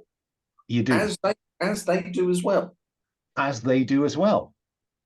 Okay, so yellow alert. I've got a background stunt. The 4th emergency service. You get +2 to engineering team. Report at yellow or red alert. Okay. If you train them to respond swiftly when the klaxon sounds. And there's a bridge console action called engineering team report. So what do you want your engineering team to do? Carry out the captain's orders of blocking that transport signal. Fine. So you're going to devolve this to somebody else so you can be beamed back down to the surface. I think. Yeah. Fine. Yeah. We'll have you roll for it though. Because that team so this is your transporter team, I guess, who have a total of 4 in engineering between them. So you are using comms to overcome 2 + 2 per situation aspect. So I think 2 + 2, they should be too far away to be using a transporter anyway. And I think that there is some I think the deflector shield being used for something else is going to be contributory, so I'm going to make the difficulty 6. Okay. So let's have the engineering team do their thing.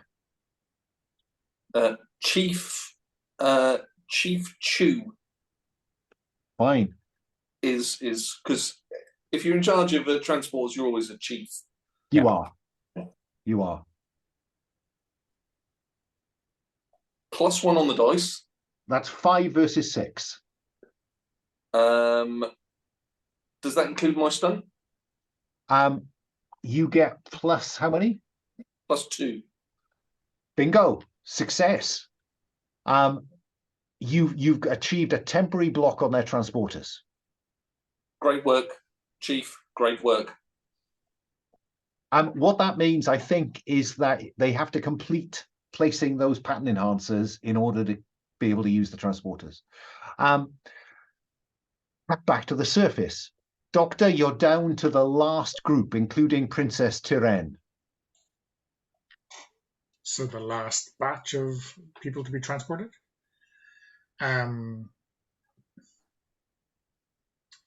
Yeah, so I will get them transported.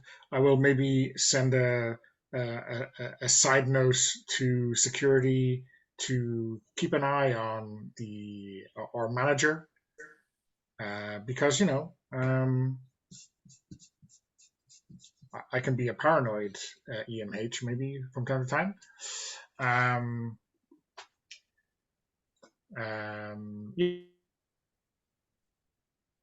I will, make sure everyone gets up safely before I, exit the shelter.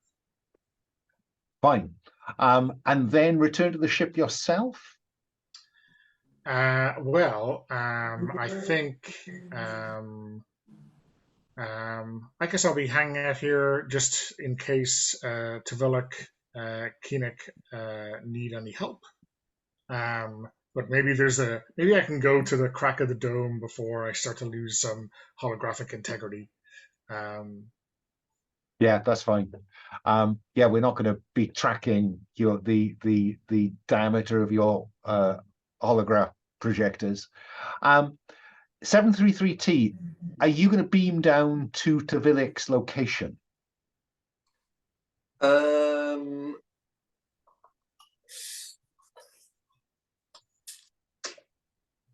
No, I haven't got any aspect that would say take up a better tactical position, but I haven't got anything that says don't and beam to his side. So no, I aim to beam at 90 degrees to where he is and the enemy.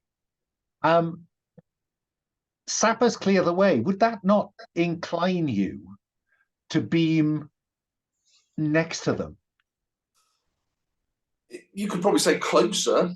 Yeah. I mean, if you want to say next to him, I can go next to him. Or you can say... What if I said that was a compel?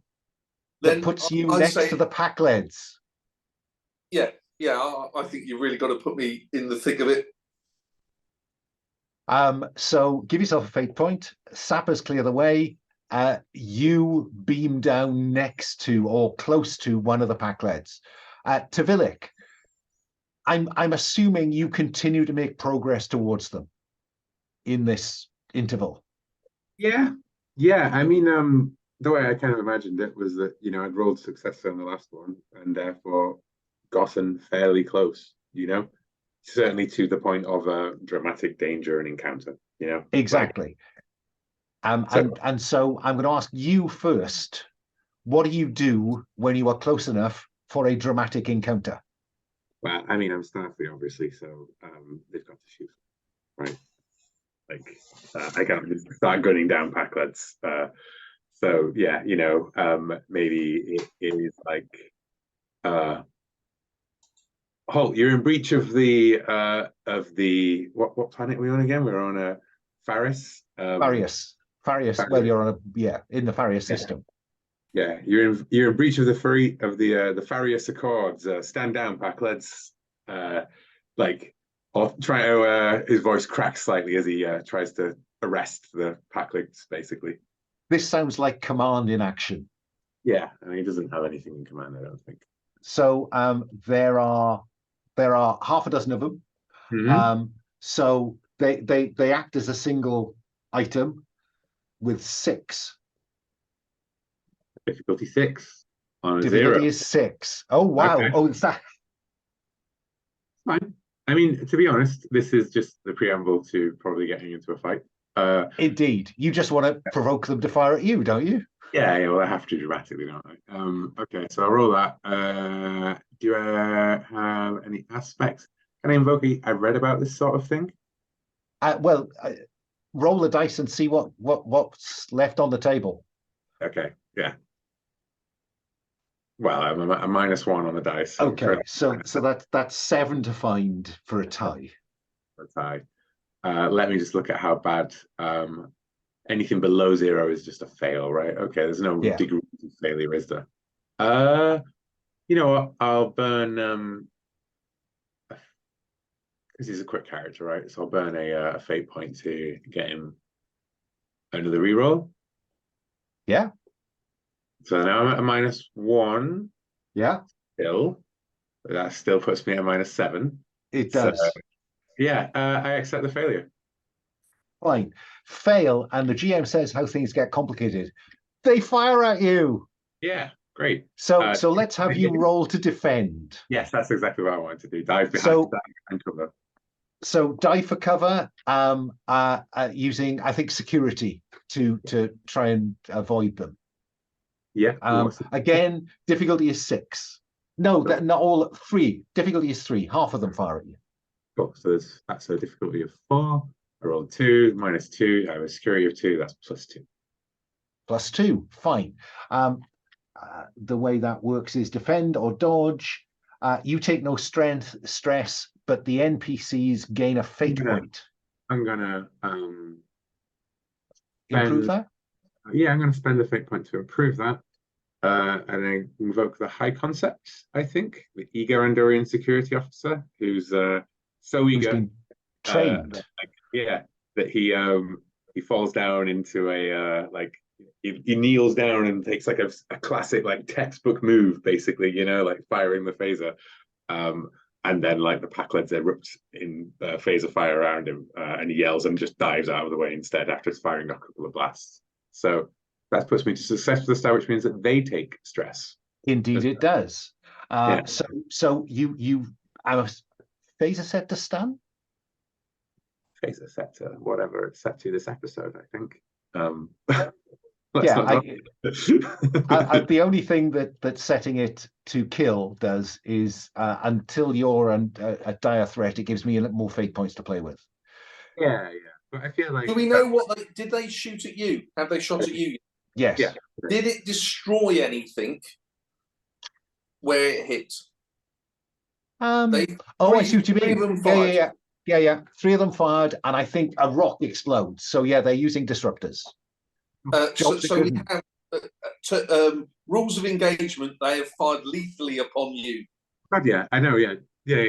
What I'm saying is, in Star Trek, like, we have to assume they kill like 90% of the people they have fights with, right? Because like otherwise they're on stun all the time. What's the point? And I feel like the Pakleds are wearing like suits and things, right? So like you would have to. It could interrupt a stun beam, right? Like only It a could. kid need of power to go through something. So yeah. So he's definitely they've gone down. And if does that so does using phasers set to kill give you fate points? It gives me a fate point. Yeah, A fate point. a Yeah. fate point. Yeah. Well, that's fine. But if they're firing deadly at us, Yeah, but Star Trek's all about taking the high Star Trek. ground. The moral high ground requires you to take prisoners. okay. We can revisit that at the end, I think. This stuff, but I'm okay with it for now. So yeah. So yeah, one of them goes down. You know, some atmosphere venting. You, I think, Doctor, from looking from the dome, will see that there is. Oh, I guess Koenig actually was on guard and taking point on this. So Koenig, you can see an exchange of fire out there.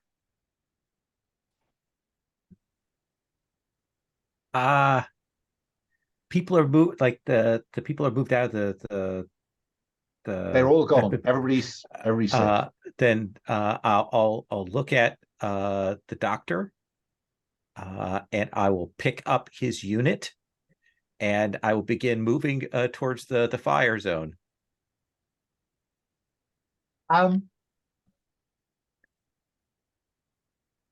You can't live if you don't survive, Koenig. Is this something that you're eager to do? I don't think I am. Would you like to accept a compel on that and get a fate point? No, I think I'm going to pay you a fate point because the doctor is here and he is my pal, and he's also commander, and I kind of don't want to embarrass myself on this. I've already made a good impression. I do stop and I go, shall we head over there? I can grab the projector and we can see what we can do. They might be wounded. I mean, I think the kind of maybe there's a comic moment that you start to move the unit, and like I start to drag slightly without like walking. I just drag slightly by being out of range, and when I look over, you stop. Well, perhaps we can convince them to cease hostilities. That could happen, yes. I mean, I suspect I will walk over to the breach and they'll be amazed at their inability to kill me. Let's go. I think those two compels cancel. Taking the EMH, your buddy, with you is a self-compel on that one, so I think they cancel. That's fine. Okay. So you and the EMH are setting off across the ground. Tvilic has dropped one of them, and that's when Lieutenant Seven beams down near another one. What do you do, Lieutenant? Wide spectrum phaser blast set to stun. Okay. Well, they're a group of 6, aren't they? So actually, it's an engagement. They're not kind of shoulder to shoulder because they've been placing these things around, and they're about to disappear around the back of the dome from where Tvilic is. So I think you can probably, the best you can do is take 2 of them out. Very well. Well, the higher the number, the harder it is. So 2, yeah, I'll take 2. Okay. So I think you have the drop on them this time. They don't see you coming. You simply appear and shoot on sight. So you are attacking using security. And I think difficulty, let me think, there's 1 down 5. I'll halve that to 3. Because they're not all in scope. Okay, I rolled a +6 -3, so that's 3 plus my security of 2, and then plus another 2 for a stunt of Deadeye Marksman, plus 2 to it. Oh, the Deadeye Marksman. I think that is enough to take all two of the radius. So there's only 3 of them left now. Yeah. As they go down, I will say peace through superior firepower. Nick making his way in this direction. But I am conscious that it is nearly 10 past the hour. So why don't we take a quick 5 minutes, be back in our seats at 15:15. We'll take the commercial break at peace through superior firepower. So our Pakleds are being eroded. But back on the bridge, I think Lowell, you've been playing the inexperienced NPC sensor operator, who announces that you're picking up some very strange radiation. It seems like there's a polaron burst coming from the Pakled ship. That's unusual because what is a polaron burst normally used for? Well, it's not used for much by any Federation species, and it strikes you as, or it strikes the captain, because you are now the captain as the man on the spot. It strikes you as odd that Pakled should be using that kind of energy, but the energy spike just cuts through the efforts of the ops team to maintain a transporter block. And as the doctor is carried by Keenick to the Pakleds, the 6 Pakleds beam up, and you're on your own on the moon's surface. What do you do, Keenick? You've just arrived. You've seen C733, take some down. You've seen Tavalic attacking one. I think that I've got my phaser out. I look to where Tavalic passed on to us about the pattern enhancers. Yeah. Then I shoot a pattern enhancer. Fine. I think that's a simple overcome. Okay. It's a sitting target. Security versus 2. Okay. You say simple target.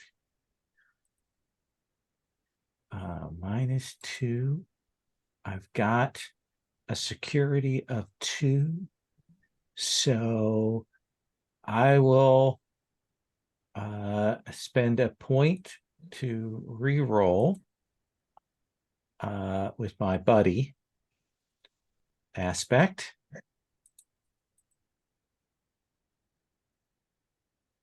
Oh, it's even worse.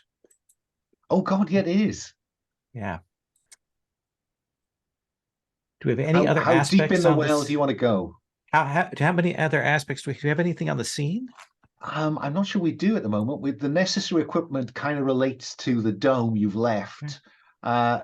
We still have one. We still have one. You've got more time. Yeah, but that kind of related to the force field setup back on the original dome. I think that's we're in a different scene. Yeah, I think that ship has sailed. Well, I'm going to spend my other fate point on it. You can reduce any problem to its pieces. Oh, yes, you certainly can. And re-roll. And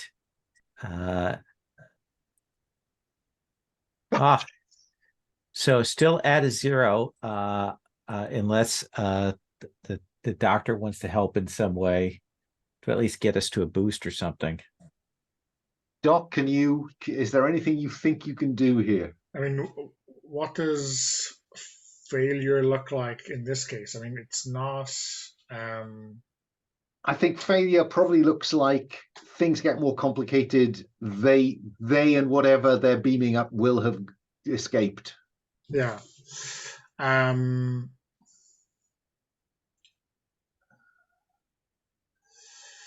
Not using Commander Insight, so it can't give insightful guidance.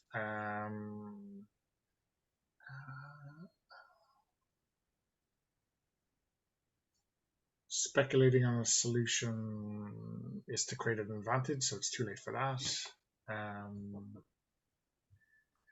Unless I can ask a question about why these pattern enhancers seem impossible to damage with a phaser. I mean, it's a simple stationary target just there. I mean, there's got to be some reason why this is happening. I think the way this works is that you succeed in destroying a pattern enhancer, but you fail to stop the transport. That's what I think we're talking about here. You know, I think because it is a sitting target, Kinnick, I think, you know, you kind of plaster the side of the building and it. But I think that it's not enough to to do what you wanted, which is to stop it transporting. But can Tvilic not help? Well, Kinnick asked the doctor first. I wanted to check with the doctor first. Yeah. Anyone who can, if I can get two people to give me +2s, we can get to a success. Yeah, just because I think it would make sense for Koenig to yell at the ensign to start shooting the pattern enhancers, right? So like I'm shooting another one while you're shooting one, and that way we're closer to the target. I don't know if the doctor is able to do such a thing. I'm not clear on whether the doctor has a phaser. That's an interesting question, Doctor. Do you have a phaser? I'm a doctor, damn it. Seems unlikely that I would be lugging one around through the holographic. If you just project, you know. Yeah. But maybe I can do some other kind of projection. Maybe an over the top projection to make it look like to the Pakleds like they have succeeded. I think that's asking a lot on an action which was aimed to blow up a pattern enhancer. So mechanically, we're trying to generate +4. Yes. Yeah. We've got, if Tvilic spends a fate point that we're at +2, I just need another assist. I will spend a fate point. Sorry, I'm trying to look at a fictional lever to do it. I can, like, if it's just a matter of spending a fate point, I can spend. No, it is how do you justify the fate point? And I think that Tvilic invokes security officer +2 733T. Well, you can run, but you can't hide. They're trying to run. They ain't gonna hide. Peaks through superior firepower. Well, spend a fate point for superior firepower would make some sense. So I think that gets you to 0, Lowell. Let's see. -2. Security is a 0. Is a 2. So it took me to a 0. Okay. +2 assists takes us to a 4. Fine. Okay, so that's success. The Pakleds get beamed up, with the exception of the ones that you've stunned or the one that is leaking what passes through his atmosphere. And they didn't get everything, I think is the way that plays out. Yeah. The ship communicates down. The Pakleds have just gone to warp.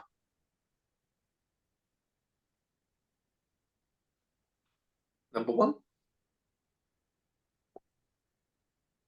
Doctor? Sorry, what's the question? I just, the Pakleds have gone to warp. What about your away team? Yeah, we're completing our mission, which is to safeguard our facility here or our arrangements here, and the Pakleds are for the syndicate to worry about. And that's when the manager's deputy comes on, who you first talked to, I think, Deputy Manager Saras, comes on the comms and says, I'm sensing a loss of dilithium from Dome 2. The Pakleds have got some of the dilithium you're here to pick up. I will say, kind of off comms to the others, and I will say the Pakleds didn't cause that initial crack. Someone on planet did. So they've got Somebody in someone. league, would you say? Yeah, I think we've got someone in league, and we need to review the records. How many downed Pakleds have we got? You've got 2 stunned, 1 leaking atmosphere. Doctor, what about the one who's leaking atmosphere? To be clear, I totally shot those guys with kill phaser. Like, Right. I thought you said they were all beamed up. Alan? Sorry, No?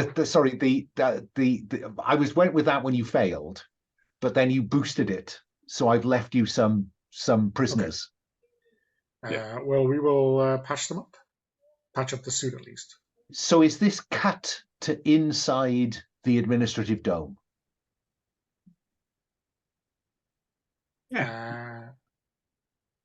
Or cut to the ship? I was prepared to say 7 to beam out. Chief Chew. well, Beam up 7. we're done here in terms of this immediate stuff, danger, right? The mission, the rescue the people and the thing. They've been rescued. The Pakleds have come. If we want to investigate the planet further, we can do so with a click of a finger with a transporter and get back down again. I would say that dramatically, to me, it makes more sense to be back on the ship. You know, we've already got the sets, so you know. And there's a briefing room that you haven't sat around the big table of yet. And a med bay to interrogate a wounded Pakled in. Indeed. No, Captain. No. We must pursue. Warp straight away. Pursue that Pakled ship. Well, that is the narrative question, which as soon as you beam back to the ship, the captain will want advice. Look, you're telling me you think that there's been some kind of criminal intent involved here. The Pakleds have taken some of the dilithium that we're supposed to pick up, so we have a problem with that. What's your view of our priorities, gentlemen and lady? Pursue and eliminate and recover. Interrupt 733T. Doctor. I'm going to slam his hand down on the table and say, agreed, like fervently. Doctor? Well, I would like to know what the shortfall is of the dilithium that we will be able to have delivered to us versus what the Pakled have taken, and assess that for its strategic impact on the Cardassian frontier. Significant. About 50% of the dilithium consignment that you would do to deliver to the interdiction force, I guess we'd call it, patrolling the DMZ. So you're looking at a mission fail if you don't deliver the dilithium.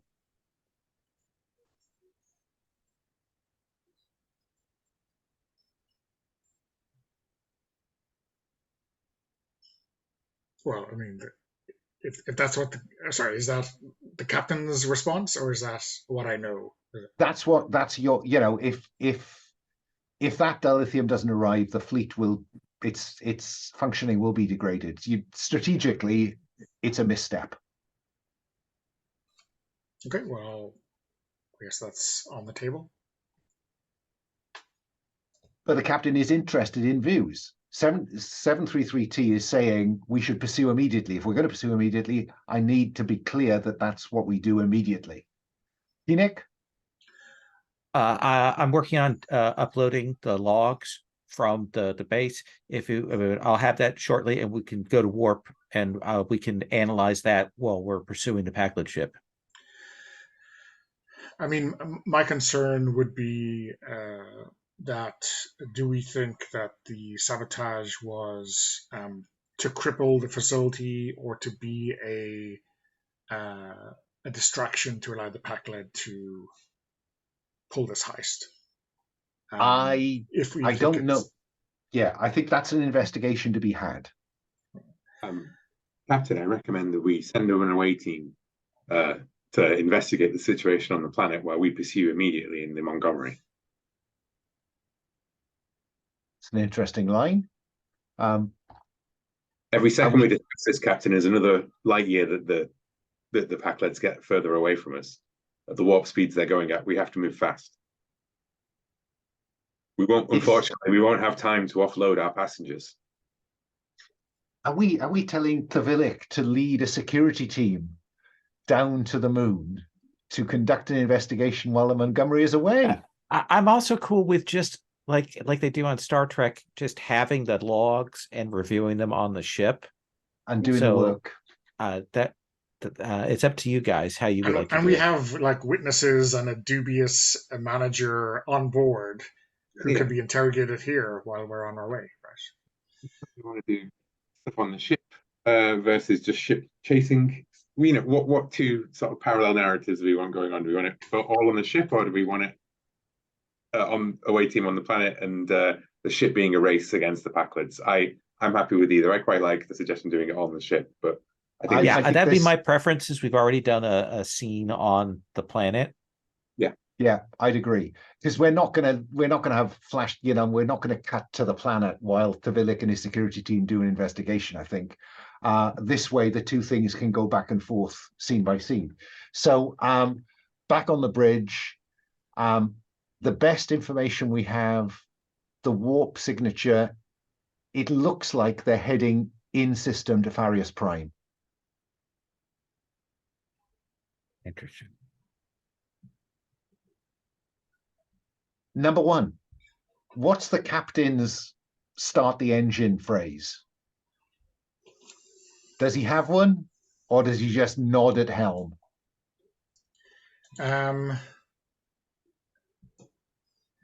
Yeah, I think the arrangement is, you know, he will certainly for a getting underway thing, he will be standing next to helm, put a hand on the shoulder and a kind of a double tap, and then when he sits down is the go kind of signal. The leathery creak is when Vassal hits the go button. I love that, because you know we've got used to the various kind of things, and now we've got a physical thing. I think that's probably where this episode ends, and we pick up with the rest of our investigation stroke resolving the chase next time. So just so we can kind of come out of this appropriately, 733T, what's the last shot we get of you before we run the credits? I think briefing the engineering team for hit hard warp as soon as the captain says maximum power to the engines. Keenick? Oh, I imagine I'm up in the lab. Multiple monitors are going with, you know, all of the footage and scans from the planet. I've uploaded all their logs and classically am peering through those for anomalies or things that are missing or all of that kind of stuff. Doctor? I think I'm doing a routine, just in case, medical examination of our local manager, assistant to the regional manager, or whatever the syndicate position is. And you know, essentially, this is a bedside interrogation. You know, of when did you notice things started going awry, and you know, all of these vaguely leading questions to figure out what's going on. So just Fine. That's where we'll pick up next time with the doctor.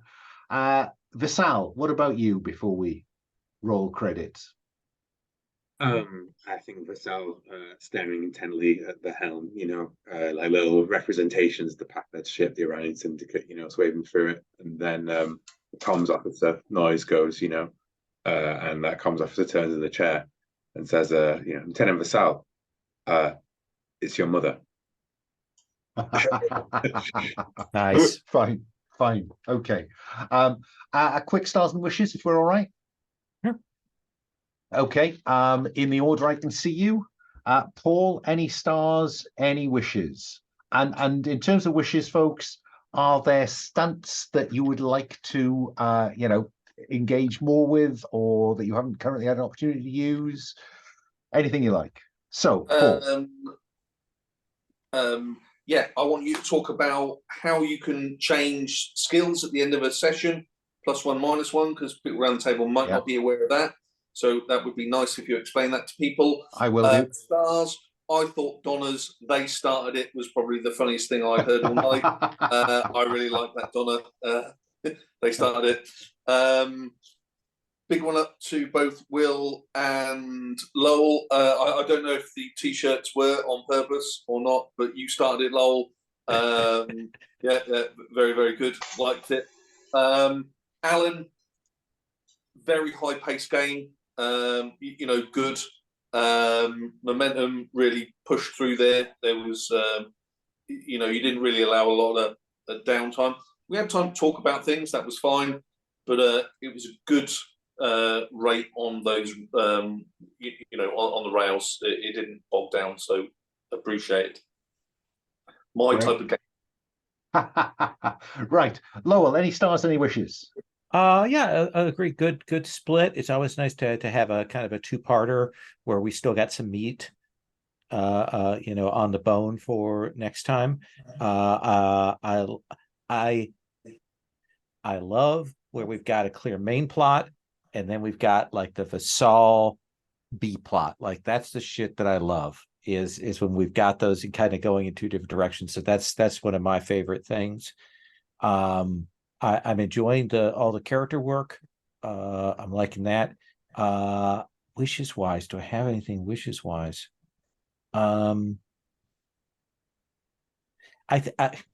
It always takes me a while to get used to fate again. So that is the thing is I've got to remember how it works and be more cognizant about the aspects, and that's on me because I always get out of the habit with fate after I haven't done it for a while. So that's maybe my wish is I come in a little bit tighter next time.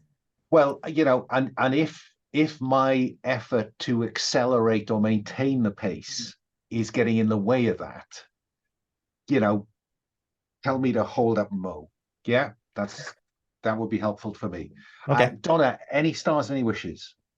Yeah, I think character-wise, everyone hit some great moments.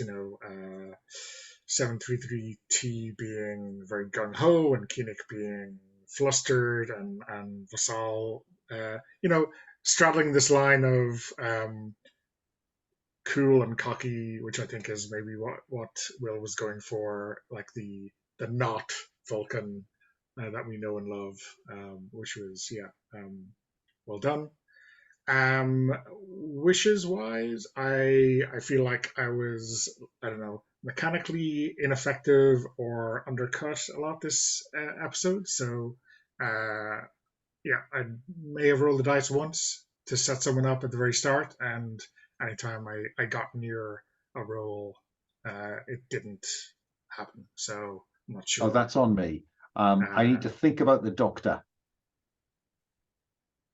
And maybe that's a conceptual challenge, or just me not being mechanically au fait with fate, or maybe I don't know.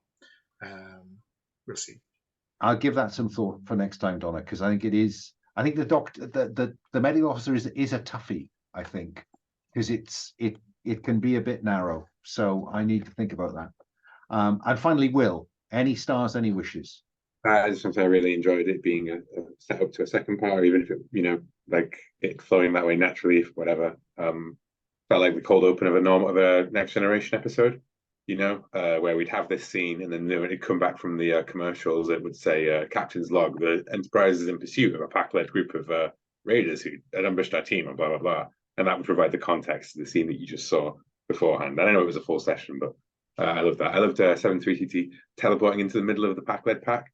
I was just devastated that you didn't do like the Borg on First Contact and just row them into space. I would love to see us do stuff that's less tactical sometimes, less mechanical, less sort of like focused on not in relation to that in particular, but more just like I'd love us to really embrace some of the daftness of Star Trek, because you have such of wide range of tools like the transporter and things, right? But you know, like you have to pretend that there's more of a challenge than the godlike technology offers to you, right? Otherwise, you would just all sit in the ships and not do anything. Exactly. But yeah, I loved all the things. I really loved the emergency medical holograms, caution and sort of like analytical and that kind of you know, like how will the impact of the dilithium affect the war effort kind of thing, you know? Like I felt that was a real, like, the response that the emergency medical hologram would give, you know, never mind like the judgment for it or whatever. Like the emergency medical hologram is a medical hologram that's assessing things, that's doing all of that stuff. Along those lines, I do feel that the emergency medical hologram, like a lot of the challenges that we faced with that was like, you can't carry a phaser because you're a holo emitter that goes around, you know, like I think that there's maybe room for more compels on the emergency medical hologram than the doing it via the life path as created. Because unless we need to either define what it can and can't do, how it's operating, or hit it with lots of compels when it's just at various points, right? Because do you teleport everywhere? Are you off the ship all the time? Can you carry a phaser at all? What can you not do, you know? Otherwise, I don't think it gives you enough structure to approach fate in it's all undefined. Does that make sense? Sorry, because I just really was thinking about that a lot through this. Yeah, I mean, I'll be honest with you. You threw me when you said, "But I want to be the EMH," and so maybe I do need to think about that differently. And here's the thing: is the EMH does have a physicality to it in the Star Trek thing. They pick up instruments, they do things, do stuff. They like do the quick replication to have something there. So there is that possibility there, and they can be disrupted. They can be shot. Yeah, I was thinking we've been playing it a bit like a hologram just appears anywhere, right? But maybe it'd be more like the holographic B thing in Red Dwarf or something, or at least on the away missions, you know, so that it's like you can't flicker in and out away from you're a physical entity that's moving, right? Because otherwise, why are we even transporting? You know what I mean? We need to, when we introduce new crazy technology into Star Trek, like, it's fine. You have to treat it like the lyrics, like it's true for when it's important, kind of stuff. But anyway, I don't want to keep talking about Donna's characters. I just thought no. I think there is something. Donna, that was all right feedback. Sorry about like all thoughts. Yeah, I think there is something about deciding not 100% hologram, so we play it like a straight character that happens to be a hologram. I think we need to find that balance somewhere, because it's I need to give some thought to that, because I think it is tricky. And particularly for Donna, like we figure out what's the way that gives you the hologram that you were envisioning, you know, like what do you think is cool about it? What so we can play to that. Yeah. I think you can invoke holographic medical officer. I mean, if you get shot, I'd just invoke that straight away. You know, if I needed a +2 with a dodge, I'm a hologram. There's an instant +2. You know, it's a quite a good one to play, stunt wise. Yeah, I just need to think about how to involve a medical officer more. So I guess really, just to say that my wish would be then is, and I'm sorry, this is inappropriate perhaps, would just be like, Donna, I'd love to know what you would like to get out of the medical hologram as a hologram and how you'd like to make that work better. Yeah. And we can have that conversation in the chat between now and next time, in the Google chat, so it's kind of conserved, because that would be interesting. But yeah, that's right. We talked about it too long, I think. But like the kill stun thing, I actually kind of like that you get a fate point if you use the kill blast, and I'm fine to use kill blasts in Star Trek. I think when the thing is that when, you know, lots of TV and drama and stuff gets away with this, doesn't get away, but it makes use of the fact that you never directly ask the question whether you're using stun or kill. It just happens to be whatever was being done in the episode, right? And that raises the stakes appropriately. So like I think we were justified in doing so, but I still agree with you that should give you a fate point, you know, because to go, you know, try and capture them alive kind of thing is a Starfleet thing to do. It is, and that's part of the kind of the stuff that the Star Trek-ness. I think that my assumption, when you through a ship, you can't set the phasers on stun. Oh, I know. but I'm then not saying you it's a don't bad fire way of first. doing it. Yeah, I'm just saying that like it gives them a fate point. Big deal. It's just a fate point at the end of the day. Exactly. I mean, I'm sitting on loads of them. And yeah, I think it is simply trying to reflect the Star Trek as we know it. And so my assumption will be that phasers are always set to stun, unless you tell me not. Okay. Stars from me. Thanks for getting stuck in quickly and responding to the situations as they arose. Wishes. Medical officer. I need to think about what is a medical officer. What situations, what scenes do I need to build into this that makes the medical officer uniquely appropriate? I don't think it's got much to do with the hologramness, if I'm honest. I think I'm not thinking enough about medical officers. There are in some of the Star Trek supplements, like the Sciences book and things like that, they go, here are the episodes that have the most to do with X, Y, or Z, and that might be worth looking for. Yeah, is like, what are the best EMH episodes for inspiration? I mean, it was so badly wounded they couldn't have been. There was it was just that the people who were injured were able to transport them off and stuff, but like there could have been one of them who, I think there's definitely ways to do medic 100%. But just with the Doctor at Strange New Worlds, he's as hard as fuck. He is. Yeah. Where is that security subroutine? Right. Just to pick up on Paul's point, if you look at there's a tab called Recovery and Advances. Milestones happen at the end of most missions. So the simple milestone will happen at the end of a mission, not at the end of a session. Sometimes sessions may be single missions, sometimes they may overrun. But because we are kicking off here, I'm going to give you a milestone immediately, just so you can tinker the character. So at a milestone, you can do one of the following: switch the ranks of any 2 skills, or reduce one skill by 1 and increase another one by +1.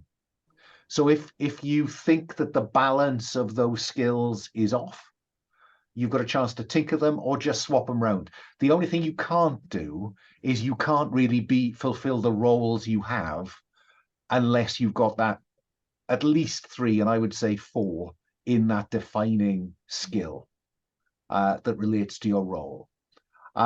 Swap a stunt for a different one in the same category.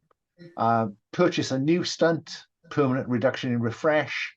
Rewrite any one of your aspects except your high concept. But even if you want to rewrite your high concept at this point, just to refine it and make it fit better with the way you want to play. And we'll run that at the end of every session for a little while yet, just till we've got the characters reasonably fixed. Yeah. So have a look at that, and then just let me know in the Google chat what you're tinkering. I've already done it. I reduced science by 1 and increased security by 1. Fair enough. There you go. That's job's a good one. So have a look at those and make the changes, and then we come back together next time. I'm suggesting put it in the chat, because then you'll be able to remind me what you did, because by this time next week you might have forgotten. Okay. But now I'm going to stop the recording,